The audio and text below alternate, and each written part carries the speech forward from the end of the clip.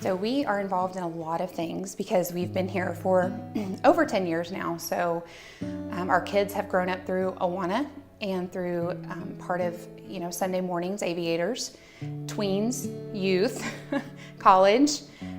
We are part of a small group that meets every Wednesday night while our kids are in Awana. We serve in other ministries in Upward, so our kids play sports and we serve in different capacities. I sing in the choir and love the music ministry here at the church. And I teach 4th grade and I teach 2-year-olds. And we volunteer in any opportunity that we can. So I really had to pray and ask God for those opportunities. I felt like I wasn't being used the way that I wanted to be. And God told me to wait for a little while. So I prayed and waited, and once we did the growth track and found out where we were supposed to be, I also have learned to be vocal about where I feel like God is leading me to serve. And if I know that someone is involved in a ministry that I want to get in on or help out with, I don't have a problem sending an email or a text or saying, hey, can you introduce me to this person? I really want to be involved in our ladies ministry. I have no experience with this. I don't know what I'm doing, but I'm here to help. Jason and I attended the growth track and went through several weeks of learning more about the church and opportunities, and then at the end took our spiritual gifts test. We were placed into the categories where we knew we needed to be. It completely changed the way that our entire family served.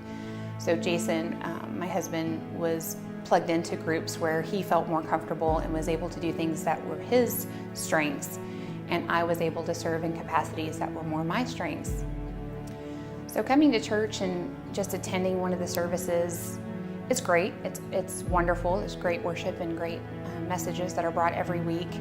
But you get about maybe 90 seconds to shake someone's hand and tell them your name, and then maybe a few minutes before or after church to introduce yourself to people. But what you miss out on is the opportunity to do community with people who live, next door, in the neighborhood next door, just down the street. And you miss the opportunity to share your story and to talk about things that you have in common. And what you find out is that everybody else is just like you. We all have our struggles. None of us are perfect. We throw around the word authentic all the time, and it's one of my favorite because we really are just normal people doing life together. So we are part of, a small group that meets on Wednesday nights, and they have food, which is really great. I lost my job back in 2015, and we went several months without my income, which with 5 kids was very difficult. We were on the verge of losing just about everything that we had. And there were many Wednesday nights for a few months where all our small group did was minister to us by listening to me cry and talk, and just to really minister to me and my family through that ordeal. Groceries were provided. Money showed up in our mailbox that we just had no idea where it came from or who it came from. But God knew, and our small group knew, that we really needed to be ministered to in those small ways. And the thing that meant the most was just letting us talk and, praying for us and over us and with us. And we'll never, ever be able to repay the wonderful things that were shown to us.